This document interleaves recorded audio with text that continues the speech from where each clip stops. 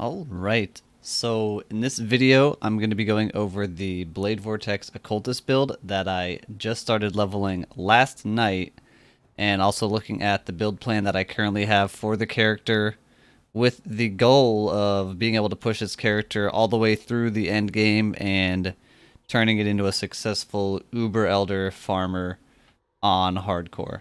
So first things first, the basic idea of the build. I am playing an Occultist. I'm doing this because I played one last league and I really enjoyed how it felt for the boss farming. Wicked Ward is just still amazingly powerful, and with a lot of buffs to other skills, it becomes more viable to kind of use this super defensive Occultist setup and still put out respectable amounts of damage. So I've got that. That's where the defense is mostly coming from.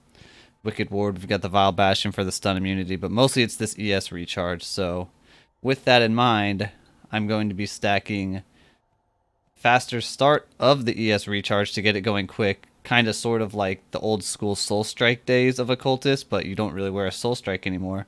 But I'll be grabbing Essence Surge. I've got a faster ES recharge ring. I've got a faster ES recharge Watcher's Eye, which I'm not using yet, and I'm going to be using the upgraded Apex Slumber, which is the Apex Supremacy, which also has up to 50% faster start of ES recharge, ultimately ending us up at like less than a second between taking damage and ES recharge starting. So that will hopefully keep the character alive, keep it nice and strong. For the defensive side of things, I've also got an incandescent heart for some elemental mitigation, and then 2 different physical mitigation flasks, and a temple modded helmet with physical taken as lightning, so I'm kind of balancing some physical mitigation and some elemental mitigation. Hopefully it'll end up very, very powerful. I've actually got most of my gear, I think, already. A lot of these items I bought yesterday and today should be able to last me all the way through most of this endgame journey, with maybe a few replacements here and there, namely like the weapon. This one's good, but I'd really like to get one with a little bit better stats. But yeah, this is all the gear. I'll link the character profile in the description of the video if you want to see that stuff. But for now, I'm going to hop over to the path of building, which is where all the planning has happened. This one currently has the same gear that I'm wearing for the most part, other than I've added in a couple jewels since I don't have the sockets for them yet on the actual character. And now I can kind of show what's making the build tick. So you can see this is the end game, current end game setup of the tree. It's level 96. A few noteworthy things that I've changed between yesterday and today that some people might have seen. I've dropped the third curse. I realized it wasn't really worth it. Despair, which is what I was using for that third curse, was only giving about 4% more boss DPS, and that's 4 extra points to get that 4% damage. It just wasn't worth it at all. So that saved a bunch of points. I also dropped the flask nodes since they're kind of helpful. They help the Quicksilver and the Basalt and the Taste of Hate, but these other two they do nothing for, and I was just kind of really looking for other points to save since there's so many good points to spend. I picked up Throat Seeker for some more damage, and I started investing a little bit on some regeneration side of things, because the one possible limiting factor right now is going to be mana regeneration, but it should be manageable once I figure out where I need it to be. Yeah, so this is the tree. It's a CI tree. Crit, and then just mostly physical area damage scaling, since we are mostly dealing physical damage and then some converted like chaos damage. And then for the skills, I've got the Blade Vortex set up right here. For mapping, I would be dropping the Empower for increased duration, and then I can just gem swap that whenever I need it. I'll add the Empower in for the bosses since I can get the big DPS boost. I've got my Blasphemy set up with Enfeeble and Assassin's Mark. Those will be my 2 normal curses that'll be running all the time. And then I've got a Discipline as well as a Clarity. And then just normal Immortal Call stuff, Shield Charge stuff. And an Orb of Storms for Power Charge Generation and Arcane Surge. And then on the item side of things, like I said, all this gear, you can already see most of it. The only things kind of to show that are really important is the combination of this jewel right here. I have 5% chance to poison on hit, on this jewel, which I'm not really doing poison damage. I don't really care about how much I'm dealing with the poison. But what I'm doing with it is I'm also using the golden rule, which makes poisons I inflict get reflected back to me. And the reason I'm doing that is the upgraded shield, which you can now see here. A little bit different from the baby shield in that it additionally turns chaos damage, or turns bleeding damage, sorry, into chaos damage. So essentially, as long as you're CI, you're immune to bleed. It doesn't do anything to you. And it also has the big faster start of ES recharge mod. But then the extra bonus mod that it carries over is you get +3 max res while you're poisoned. So with the combination of this and this, I can essentially keep myself poisoned all the time, whether I'm on one target or I'm running through maps. I'm pretty much always going to be poisoning myself with just that 5% chance. So then that gives me 78 all res before even counting like flasks or anything like that. So it's another really strong defensive setup. I've got the baited breath, which is just really good for the recharge stuff.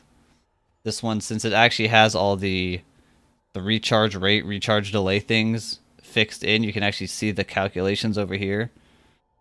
So the current total ES pool is 9,500. But then down here is where the big numbers happen.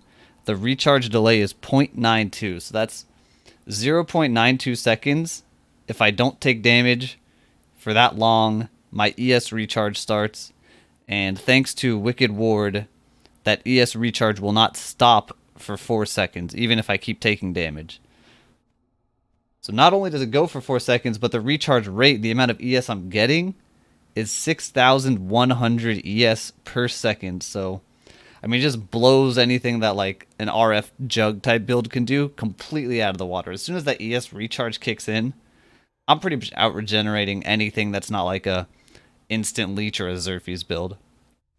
And then again, that's 9,500 ES and all that, in addition to pretty heavy elemental mitigation between the max res and the incandescent heart, and decent fizz mitigation. I would say good fizz mitigation as long as the 2 flasks are up. Since this one's a solid 15 reduction, this one ends up probably being around 17 or 18% reduction, and then the helmet's like 9% fizz reduction.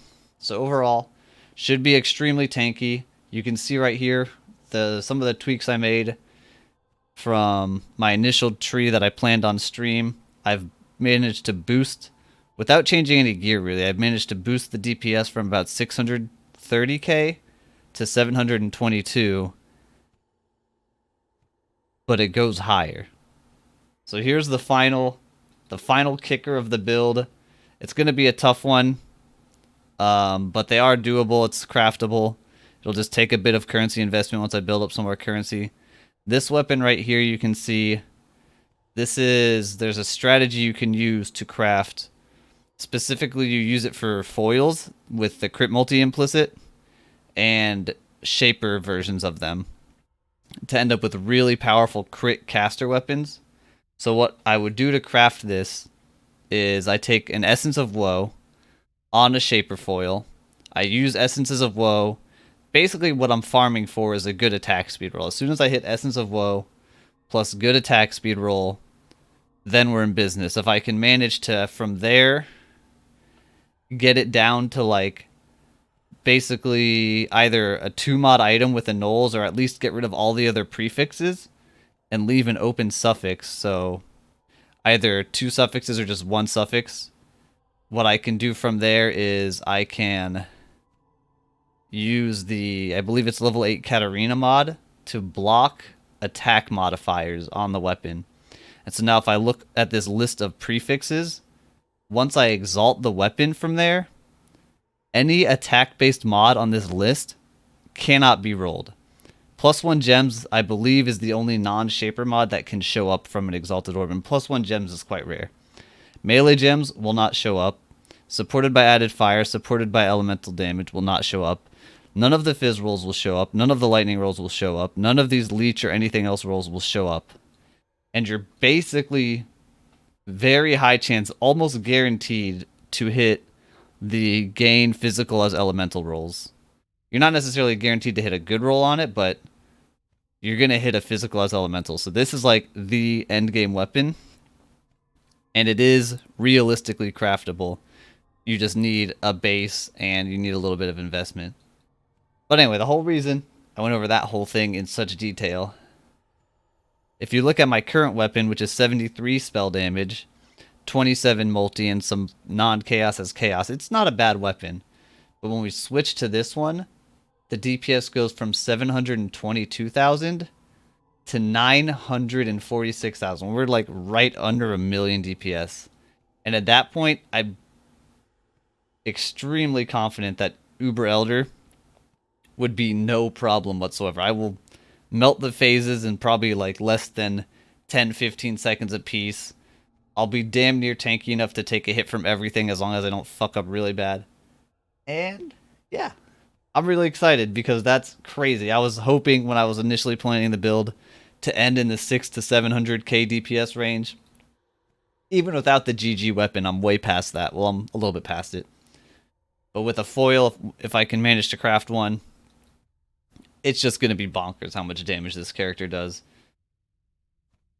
And I think that's it. I think that covers everything. Should be a very strong boss killer. Very excited to play it. The map clearing should be decent. I think I'll swap one of my flasks for an onslaught flask just to go a little quicker. But thanks to Profane Bloom, the mapping should be okay.